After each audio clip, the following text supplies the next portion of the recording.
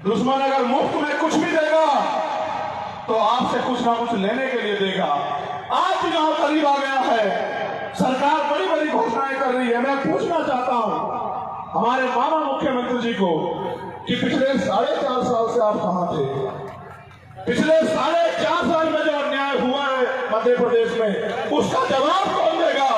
सागर में जो अन्याय हुआ, नेमावर में जो अन्याय हुआ, खातगांव में जो अन्याय हुआ, इंदौर में जो अन्याय हुआ, छतरपुर में जो अन्याय हुआ, उसका जवाब कौन देगा? 4.5 साल आप ही तो मुख्यमंत्री रहे। इससे पहले भी आपकी सरकार रही, बीच में आपने धोखे से सरकार बनाई। इसका जवाब कौन देगा मुख्यमंत्री जी? आज आप घोषणाएं कर रहे हो, मैं बस इस बात पे जोर डालना चाहता हूं। कल जब मैं आ रहा था तो शायद एक प्लेन में मेरे साथ एक पटेल समुदाय का एक छोटा भाई मुझे पहचान के चला आया। उसने मुझे बताया कि यहाँ ओम पटेल नाम के एक व्यक्ति को, उसको जबरन कुछ पिला के उसकी हत्या हुई, लेकिन कोई कार्रवाई नहीं हुई। उसने मुझसे कहा भैया ये मुद्दा आप उठाना, क्योंकि जब आप मुद्दा उठाते हो तो शासन प्रशासन की आंखें खुलती है। वो परिवार उम्मीद लगाए बैठा हमको न्याय मिलेगा। सम्मानित साथियों, उस बच्चे से, इस भाई से जो मैंने सुना वो मैं आपसे कहना चाहता हूं। वो ये कह रहा था मुझसे कि एक लंबे समय से मध्य प्रदेश के लोग अन्याय अत्याचार सह रहे हैं और कभी किसी को उनके वादों में फंस के वो धोखा खाते रहते हैं। अगर आजाद समाज पार्टी यहाँ मजबूती से चुनाव लड़े तो यहाँ की जनता आपके संघर्ष और आपके साथियों के संघर्ष के साथ खड़ी हो सकती है।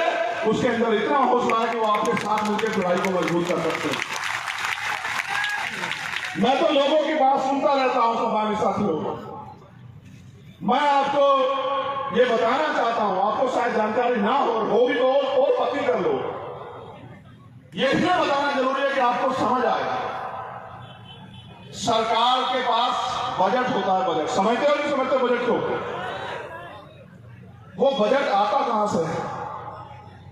जब उसने कल मुझे बात कही तो उसने ये भी कहा कि मुख्यमंत्री ने योजना चलाई। मैंने उसे कहा कि अब सुनो, पढ़े लिखे हो? बोले हाँ। तो मैंने कहा फिर अब जान भी लो कि मुख्यमंत्री जी के पास जो बजट है, जो दे रहे हैं, वो बजट आता कहां से?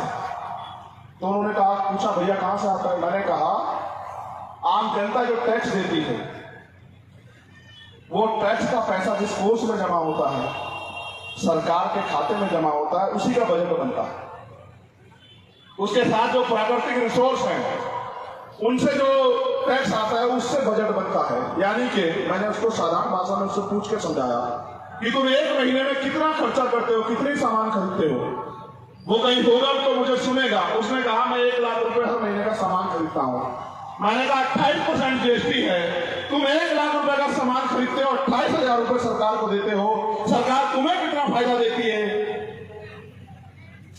उसने कहा मुश्किल से 1,000-2,000 रुपए का। तो मैंने कहा सरकार का पैसा तुम्हारी तरफ है या तुम्हारा पैसा सरकार की तरफ है? तो कह रहा ऐसे तो मेरा बहुत सारा पैसा सरकार की तरफ जा रहा है। तो मैंने उसे यही समझाया मेरे भाई कि माचिस की सीख से लेके और बाल काले करने वाले कलर से लेके चश्मा, चप्पल, जूते, हर एक चीज पे टैक्स है। यहाँ तक कि जो झंडा आपने बनाया उस पर भी टैक्स है, ये टेंट आपने खरीदा इस पर भी टैक्स है, जो किराया आप देते उस पर भी टैक्स है, जो गैस आप खरीदते उस पर भी टैक्स है, पेट्रोल डीजल सब पे टैक्स है। और तो आज तो ऐसी सरकार केंद्र में बैठी है जिसने दूध पे, दही पे भी टैक्स लगा दिया, खाने के पीने के सामानों पे भी टैक्स लगा दिया। मैंने उसको और गंभीरता समझाया। मैंने कहा छोड़ो, तुम तो बड़े हो, नौजवान हो। अगर कल किसी बच्चे ने जन्म लिया, उसके लिए जो दवाई आएगी उस पर टैक्स है,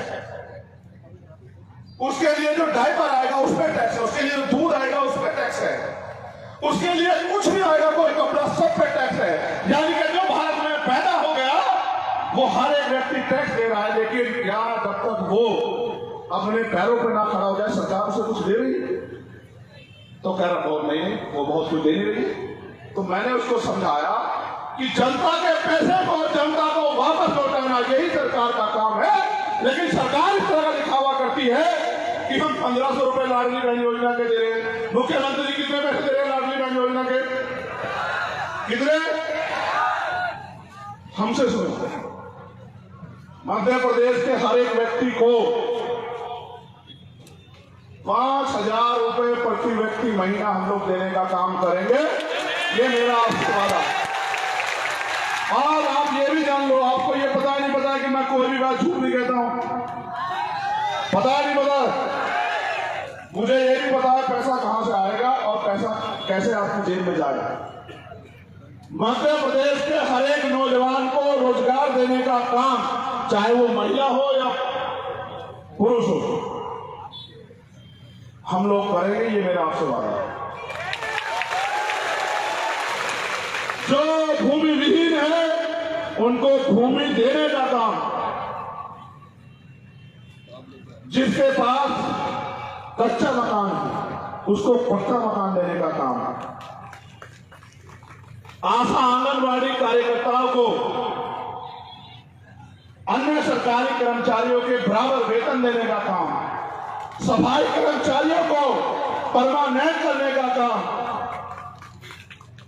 प्रमोशन में रिजर्वेशन एससी एसटी ओबीसी के अधिकारी कर्मचारियों को देने का काम।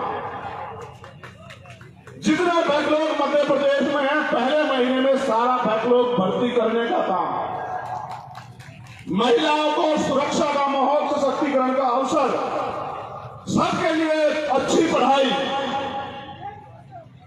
और अच्छा इलाज देने का काम हम लोग करेंगे। आप बताओ इसके अलावा आपको क्या चाहिए?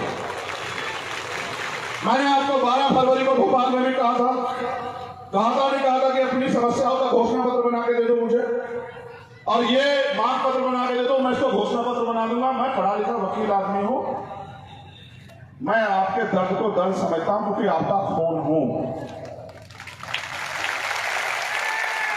और मैं जानता हूं कि जब तक आपकी जेब में पैसे नहीं आएंगे, सोचो एक घर में 4 आदमी है, उसको 20,000 रुपए महीना मिलेगा, क्या वो किसी आगे हाथ फैलाएगा? बताओ, जवाब दो।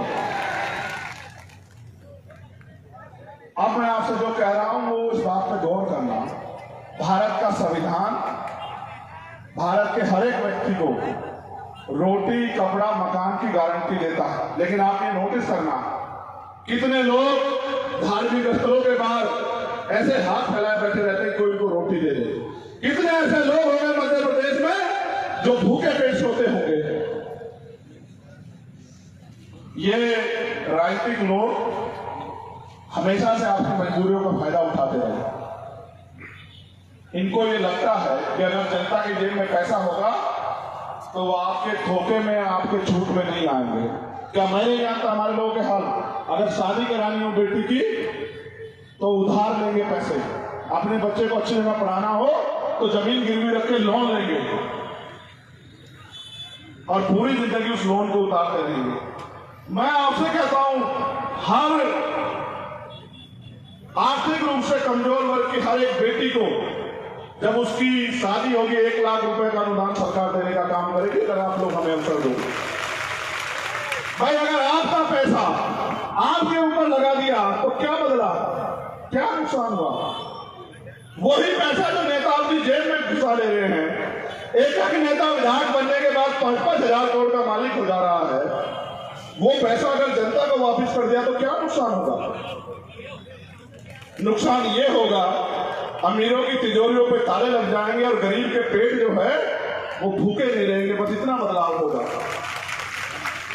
कोई किसी के साथ जुल्म जात के अन्याय नहीं कर पाएगा। अगर कोई किसी गरीब को, कमजोर को, दलित, पिछड़े, आदिवासी को या किसी भी समाज की बहन के साथ अन्याय करेगा, उस हरेक अपराधी पे रासुका लगा के उसको जेल भेजने का काम और 3 महीने के अंदर उसको सजा दिलाने का काम हम लोग करेंगे। अगर कल किसी दलित आदिवासी की हत्या कोई कर देता, अभी 8.5 लाख रुपए मिलते हैं, 8,25,000 रुपए मुआवजे के तौर पे एससी एक्ट के तहत हम लोग कानून बना के 30 लाख रुपए प्रति व्यक्ति को देने का काम करेंगे। और जिस परिवार के साथ उसके परिवार से कमाने वाला व्यक्ति चला जाएगा उसको एक सरकारी नौकरी देने का काम करेंगे। आप मुझे बताओ क्या नामुमकिन है इनमें से? कोई भी व्यक्ति, जितने लोग हजारों हजार बैठे, एक आदमी खड़ा होकर बताओ कि ये नामुमकिन है, और ना करके दिखाया तब आप मुझे बताना। लेकिन मैं आपसे कहना चाहता हूं, कब तक उनके चक्रों में पड़े रहोगे? अगर वो आपका भला करना चाहते तो 75 साल में आपकी जिंदगी नहीं बदलती क्या? भोपाल से आते हुए किशन लाल बागरी एक्सीडेंट में मेरा भाई चला गया। मैं जब उसके घर गया, उसका मकान देखा कच्चा था, मेरा सर उसके दरवाजे में अड़ रहा था। ये बात मैं आपको इसलिए कह रहा हूं मेरे लोगों कि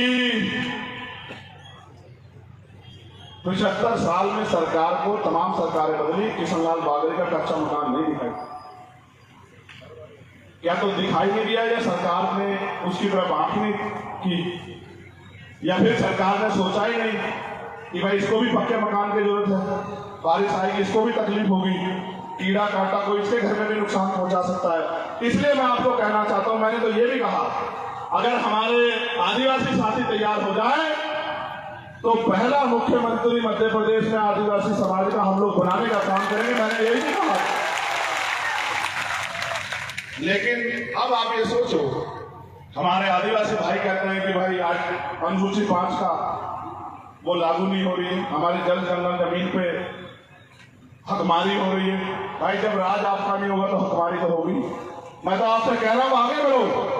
जब आप ये सोचो कि जब आदिवासी समाज का मुख्यमंत्री होगा तो क्या किसी आदिवासी परिवार की जमीन को छीन लेगा? आप मुझे बताओ पूरी जिम्मेदारी। तो ये तो आपको तय करना है कि 4.5 साल रोना है या 6 महीने संघर्ष करके अपनी ताकत बनानी है, या उन नेताओं का फिर से भरोसा करके उनके पीछे पीछे खड़े रहना। ये तो आपको तय करना है। इसलिए जब आपने सभा बुलाई तो मेरा ये फर्ज बनता है कि मैं आपको समझा के तैयार करूं कि आगे की लड़ाई किस तरह लड़नी है। इसलिए मैं आपसे कहना चाहता हूं कि पिछले 5 साल से ज्यादा समय से भीम आर्मी के नौजवान अन्याय अत्याचार के खिलाफ सड़कों पर संघर्ष कर रहे हैं। अब उन्हें संघर्ष करने से वो न्याय दिला सकते हैं, लेकिन अगर समाज को आगे बढ़ाना है, धार्मिक तौर पे जो अन्याय हो रहा है उसको रोकना है, अपने भाइयों को सुरक्षा का माहौल देना है, अपनी बहनों को सुरक्षा का माहौल देना है, तो राजनीतिक शक्ति अपने हाथ में लेनी पड़ेगी। इसलिए अब जब अवसर मिलेगा तो आजाद समाज पार्टी के प्रत्याशी को हम लोग जिताने का काम करना और केतली के चुनाव निशान पर ईवीएम का बटन दबाने का काम करना और अपनी एक वोट को आजाद समाज पार्टी को देके अपने बीच के व्यक्ति को विधानसभा में आपकी समस्याओं के लिए आवाज उठाने का मौका देना। एक समस्या यहाँ मेरे सामने किसने भेजी है, ये गांव है बामन गांव, जहां शासकीय ट्यूबवेल से पानी पीने भरने देने के संबंध में एक घटना है। मैं प्रशासन से कहना चाहूंगा, पुलिस के साथियों से, कि इस घटना का संज्ञान ले लें और उस परिवारों की मदद करें। वहां के कुछ अपराधी किस्म के लोग वहां से दलित समाज के लोगों को पीने का पानी नहीं लेने दे रहे हैं, ऐसी समस्या मेरे सामने आई।